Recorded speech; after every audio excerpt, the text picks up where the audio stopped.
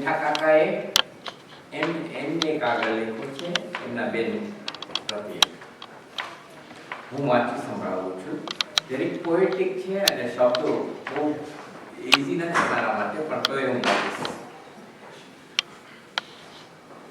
ગંગા સ્વરૂપ ભગીની મણિબેન, આપની આવદાના 95 વર્ષ નિર્માય સ્વાસ્થ્ય પૂર્વક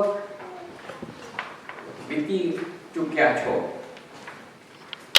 આ સમયગાળા દરમિયાન ઝંઝાવતો સામે અડીખમ રહીને સંયમ જીવન જીવી જીવનને સાર્થક બનાવ્યું.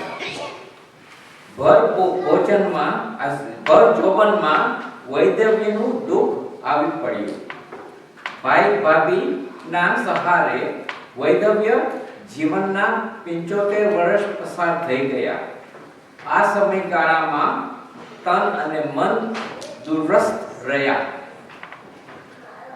આ સમય દરમિયાન આપે ઘણી યાત્રાઓ કરી, આત્મનું કલ્યાણ કર્યું. ઘણા દેશ વિદેશની ધરતી પર પદાર્પણ કરી અને તમારા મનને સંતોષ આપ્યો. આજ આપના જન્મદિવસના સફરમાં દહાડે આપનું શ્રેષ્ઠ જીવન ધર્મમય,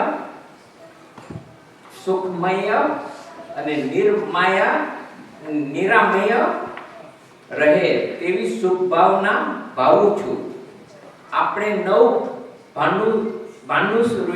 ભાંડુરમાંથી આપના વડીલ 4 બહેનો અને 1 ભાઈની છાયાછત્રા ગુમાવી દીધી છે. હવે વડીલ તરીકે તમે છો. તમારી છત્રછાયામાં અમે તમારા માર્ગદર્શન મુજબ પરિવારના બધા સભ્યો કર્તવ્ય પરાપણ બની જીવન જીવી મનુષ્ય જીવનને સાર્થક કરીએ એવી શુભકામના સાથે લેખન લઘુ ભ્રાતા જેઠાલાલના કોટી કોટી વંદન.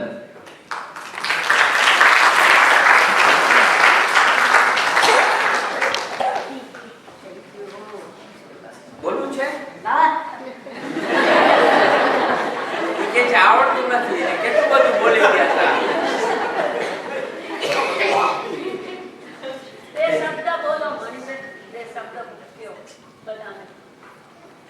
બે શબ્દ તો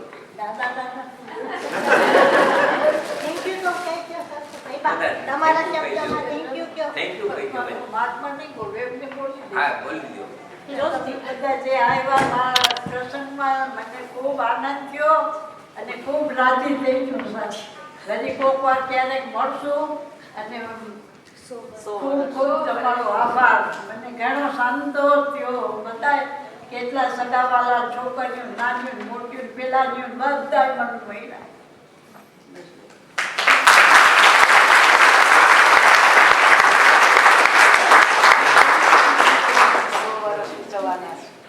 Finally, I would like to thank everybody who helped in organizing this function.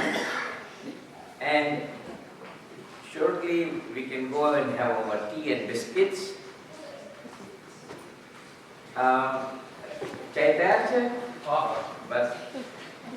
And this is, after the tea and biscuits, please mingle around and talk to Faiba if you want to, or other Faiba. You know, this Gujarati poet, they learned almost 80 years ago or 85 years ago, and they can still recite, which is very